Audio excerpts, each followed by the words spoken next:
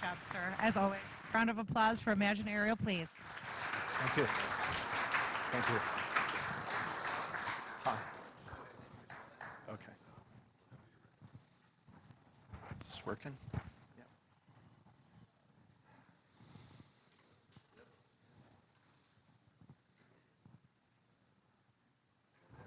All good?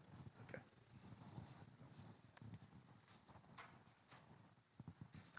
Hi, I'm Gavin Snyder, and I'm the founder and CEO at Imaginarial. Imaginarial is a drone and AI data company, and we're changing how America maintains its critical infrastructure. Our drones are deployed with advanced sensors to rapidly and safely assess any type of critical infrastructure or asset. This massive inspection shown over 1 million square foot facility pictured here was reduced from a 1-month assessment schedule to under 3 days utilizing our technology. Early detection is critical, so we use a dozen different advanced sensors that are drone mounted to see hidden issues that typically can't be seen in traditional inspection. The problem we address is reactive infrastructure maintenance. It's costly and often ends badly. It's in the news this week. America is a world leader, but our infrastructure is ranked a dismal 13th worldwide. In my 30 years of architecture, I've seen the same century-old problems over and over of reactive and dangerous methods used to inspect critical infrastructure. Sadly, people are literally dying to maintain American infrastructure. In our solution, we deploy drones safely from the ground to collect micro-level surface and subsurface data. We process that data rapidly through AI, delivering it direct to client workflows. Our patentable IP is fully developed, and we have a cloud-based subscription software under development right now for release in 2024. Our work is periodic, proactive, and patterned, and therefore our IP is now providing scientifically predictive results. Our results are transformational. This public housing outside of New York City got a new facade and a renewed 40-year lease on life based on our technology. And this is technology that applies to any type of infrastructure. And nobody has more infrastructure worldwide than our U.S. military. We've worked with 300 customers across 26 states and proudly at 13 military bases. With an eye on the future, we're already testing and aligning with development partners with an eye on future IP. And our path to market is proven with strong sales. So we're going to simply scale by doing more of what's working right now, and we're going to do it bigger, and we're going to do it better. Since I bootstrapped this effort, I began with UAS and data collection to create early revenue. We successfully added AI in 2020, and now our IP and subscription software will add monthly recurring revenue. We are debt-free and undiluted with an annual profit since our inception. I'm very proud of our team. As our CEO, I have 30 years of building technology, infrastructure, business leadership, and UAS success. I'm a pilot myself. We have PhD patent holders. One, our original founding advisor, Lee Lau, built a $5.4 billion company and sold it in an exit, and he is advising us on our fundraising right now. We have a team of top PhDs from optics to AI, sensors, government operations, and energy infrastructure. We have an aggressive staffing plan. We're actively recruiting right now, and I'm lecturing at universities statewide, even outside the state by Zoom. Personally, we're underway with funding negotiations with one university, and we provide job training for students, veterans, and we provide regular STEM outreach. With 34% profit realized, our trajectory can take us to 2.5 million by 26-27.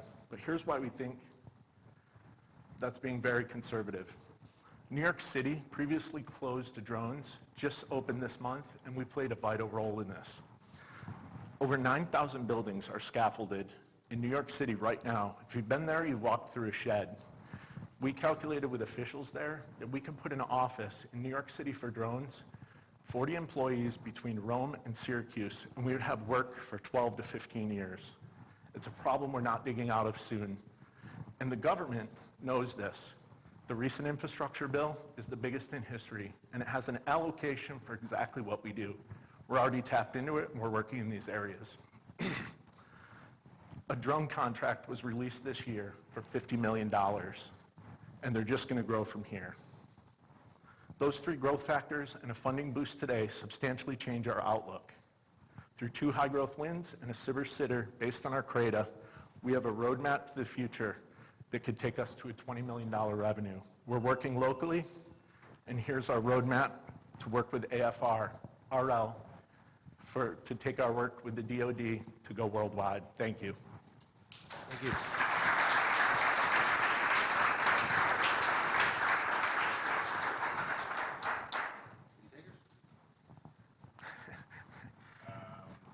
Sure.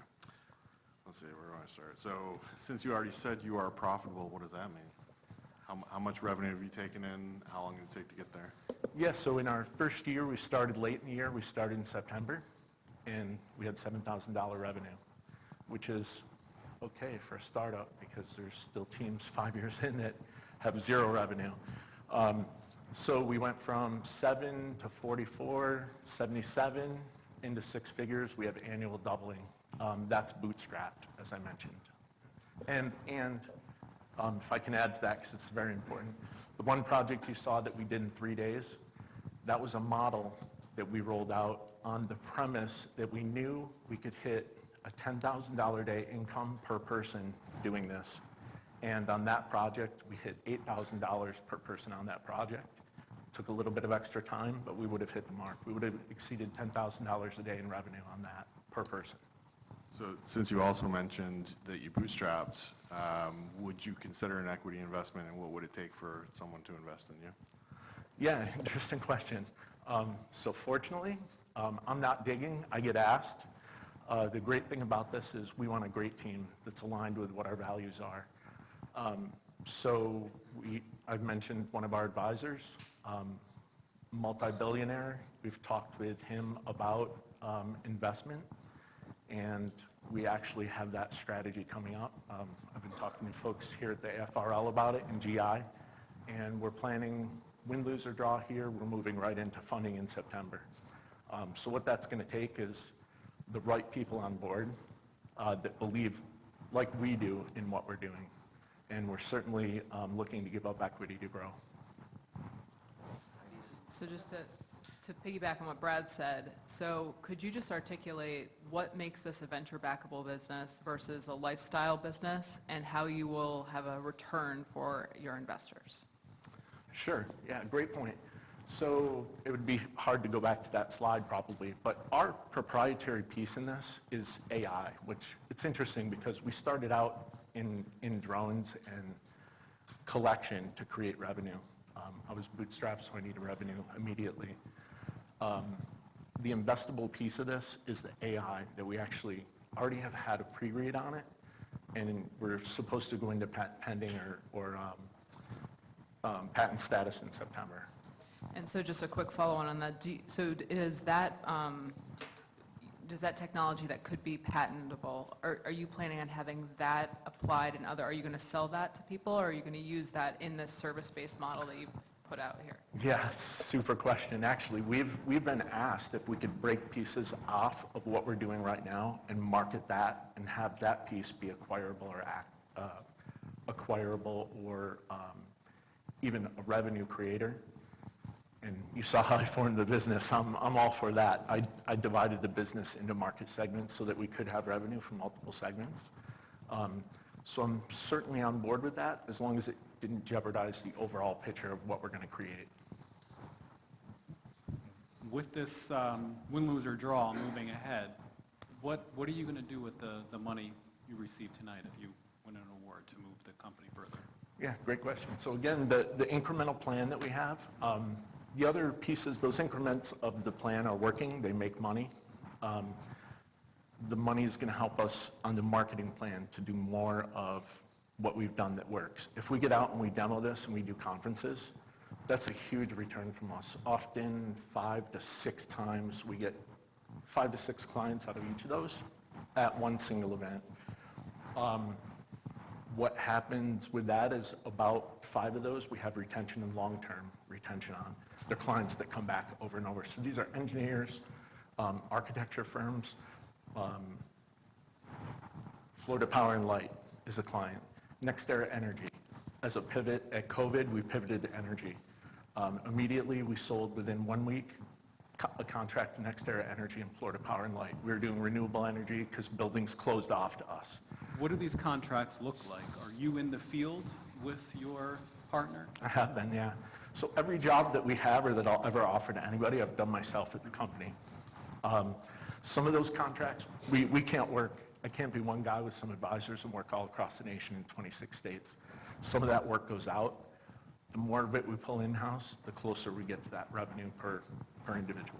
All right, Gavin, you got one quick question from Blast. Okay. So I saw one of the images had thermo. You talked a lot about micro-level data and imaging. What exactly is the data that you're looking at with the infrastructure? Are you looking for fractures, like data's kind of vague? Yeah, so John said I would get this question. I can't give up everything because we have some IP involved. But there's hundreds of companies trying to do this across the nation. There's even hundreds of AI that's out there that will, if you scan a building, if you collect a photo, it'll find a blemish. My scientists are people that we sell this to. They want to know, anyone can tell them there's a crack in a pavement, there's a blemish on a building. We're looking deeper into the data. We tell them when a crack is a crack, or a crack has moisture in it, or a crack has organic matter in it, which is going to make that more of a priority for them more immediately. So you're seeing buildings collapse. We're seeing fires created by infrastructure that failed and fell into brush. We're going to see more of that. We tell what the crack is. Our AI is spotting. Again, can't give up too much, but yeah. So we're looking at, first we're finding anomalies. We tell the customers there's an anomaly there. We prioritize that information coming out of the AI so they know they've got something immediate to look at. They can then examine that other data for less important issues. Thank you, Gavin. Thank you.